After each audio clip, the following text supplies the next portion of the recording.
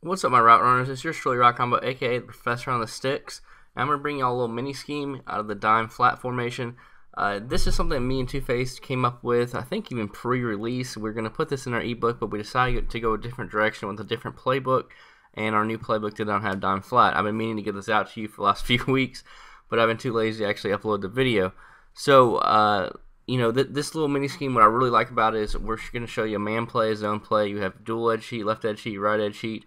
From all the way from a 3-man blitz to a 6-man blitz, and even a 5-man dual edge sheet. With the little tactic that we use we use a contain on the back end of things. So you'll put like a safety and a contain and user him, but you don't actually have to just sit there and let him go up to the line of scrimmage and be in a contain. So it's a pretty cool little thing, and maybe you can try that out in different formations that y'all like to use on a regular basis. And maybe you can end up sending one less person. So for instance, like I've never seen 5-man dual edge sheet until we came up with this little things, the contain blitz. So just let me know what you think about this. Maybe you can put some of the contain things in some different formations, see what you can cook up in the lab. Hope y'all enjoy this. Take this to a game. Let me know what you think of it. See if you can get some stops out of it. And if you want to check out me and Two-Face's guide, it's in the link in the description below. If you enjoy the way I broke down this, and so if you want some more different defensive formations. So hope you guys enjoy, and I'll see you on the sticks. Now we're good. So let's just get into an offensive play here. Oh yeah, well, that doesn't matter. Oh yeah, dude, that was sick. Okay, so what you're gonna do on all these blitzes is spread the line and crash them out. The only downside to these blitzes is, once again, if they're running the ball a lot and then throwing in the pass, I don't like to run this formation. But if they're mainly passing the ball, or they have to pass the ball, it's 3rd and long, or 2nd and 12, 2nd and 10. They're gonna pass the ball. I'm definitely running this formation because this is amazing money formation. Let's just break down the 6-man heat real fast. The downside, once again, I said about if they run the ball, they can get some yards running the ball because you're spreading out your line. So you spread your line, you crash them out. You're going to be doing this on pretty much everything. You re-blitz both the D ends, and then you move the 2 blitzers already to the line of scrimmage. And what's nice about this, since they're already blitzing, you don't have to re-blitz. You don't have to start blitzing and all that stuff, so it saves a couple steps. And this is just the basic 6-man dual edge sheet. Sometimes it comes with a big gap, just depends on where you place him. Once again, if you want to get dual edge sheet and you want the D end come in, you have an amazing D end or something. What you can do with this angle route, as you can see, the angle route on the right is shorter compared to this one. If you just re-blitz him and stack him on the hip right here, what's going to happen is your D end is going to come in, and it actually is faster. So I would really suggest y'all to do that if you want just a little bit quicker. It's one extra step. Once again, you just spread the line, crash them out. You have to re-blitz this guy, and you can see how he has the angle going to the inside, which takes up the left tackle. This guy, if you re-blitz him, you can see he got the same angle right there, so you can stack him right there, and you can blitz down both the D ends, and they should both be coming in fast, screaming. That's even faster than the typical dual edge sheet. You do not see this often. All the dual edge sheet usually is from the corners that are blitzing, and this also does a better job of stopping the inside run because both these corners shoot to the middle, as you see right there, and it's a little bit faster. So that's why I like to sub in faster D ends, and everything's locked up because by the time that corner route starts, I mean, he's already stacked. He has to throw it right here. He has got to throw the ball about right here, and there's nothing open. So this is a very, very nice thing, especially if it's 3rd and long. That's what I like to do that. You can also have dual 5-man dual edge sheet. This requires an extra step. I don't necessarily do this too often because I just like to set it up faster so I can make better adjustments on the backside. So as you can see right here, you spread the line, you crash them out, re-blitz both the defensive ends, bring in the corners to the edge right here. Oh, that's so nice. And as you can tell, this is symmetrical too, so you don't know what's going on. You can set that up and then you can put a spy right here, and that's going to cover up the short middle, and that makes it a 5-man blitz. A contain, I consider a blitzer. A spy, I consider not, because he will stop. He'll pick off drag routes and different things like that. And then to make this work, what you have to do is, you'll see in a lot of these plays, you put this contain out here, and you don't have to. You can right after the play starts, you can actually manually control him. So that's why it's only 5-man. So you can even be pretty far back, 10 yards, let him take a step and then go guard whatever. Yeah. As you can see, dual edge 5-person heat. I mean, this is nice, and you can definitely set this up. There's not too many steps, but you can't really set up stuff on the back end, so that's the only downside to making it 5-man. Alright, so once again, you can see how the spy goes and covers the short middle of the field. Boom, look at that drag route. If he was going to throw that, that's picked all day.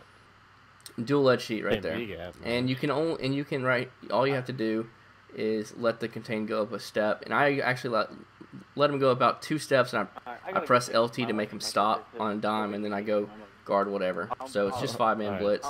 Nice little setup right there for y'all.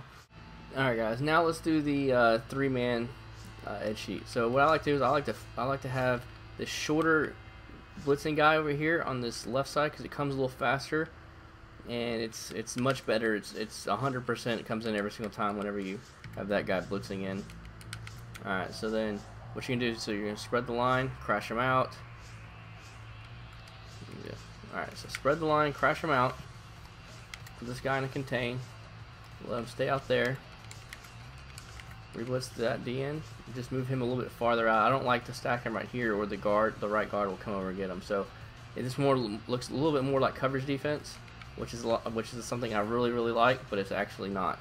And you can just let this contain come up here, and you take away those flats yourself, and then if they do an out route, boom, right there. But just you have to let that contain stay for a good second, because this is only blitzing 3. So if you're blitzing 4, you can just let them stay there for a millisecond and take off with them. So here we go. As you can see right there, in game this works even better, but you're really only blitzing 3. Look at this. You can't ask for anything better than this. Like, you're blitzing 3 people. That guard ended up coming over there at the very last second, but he didn't get there fast enough. So you want a fast guy there, and you want that short zone out there, and you can just bring him out there and just gets in there real quick. So once again, I'll just show it to you one more time. Spread the line, crash him out, spy the 2 DNs right there, reblitz that guy, that DN on the left side. Just move him out a little bit, and then put this guy in a contain. So once again, only blitzing 3. Boom. So he gets there. That guard actually came over there, but the quarterback's going to be freaking out once that blitz comes in. And in game, that definitely does come in. I do this in games all the time, and it works very nicely. Oh yeah, I forgot to put the short zone over there. Of course I did. So he is actually on a better blitz angle, so it makes the guard not really pay attention to him, as opposed to that long blitz angle zone. Yeah, you see right there. That's what happens. So what you need to do is make sure you can see how this blitz angle is longer than the short angle. Just flip the play easily. It's the same thing. And then he'll come in every time, and the guard will not pick him up. That's what I didn't do last time. See, the guard will try to come over at the very end, but at this point, it's too late. You're getting sacked. I mean, the quarterback can step up. That's the only hope he has. But this is pretty much coverage defense, only blitzing 3. The short middle is taken away. Then you can take away that short right or the out route or stuff like that. So there's blitzing 3, and so now let's just blitz 4. So if they're no huddling you, what I like to do is, for the easiest setup, let's just restart this. Is they're no huddling, you have 7 seconds to get your setups going before they can hike the ball. So what you do is spread the line, crash them out. Reblitz this guy. You can bring this blitz from the left or right side, whichever you choose. It's going to be the same. You put this guy in coverage, and then you just put a contain on the opposite DN. So spread line, crash them out, reblitz the DN on the side that you're going to have the blitz come from. Bring in the blitzing cornerback, and to make it look the same, you can bring this guy down too, so you don't know what's coming from the left or right because it's symmetrical. And then contain the opposite side DN. So you're only blitzing 4. Well, I would consider this 5, but this is quick edge pressure. So if they're trying to quick hike you and stuff, you'll be able to set this up so fast. That's the best part about this. So once again, I'll just set it up fast. Boom, boom.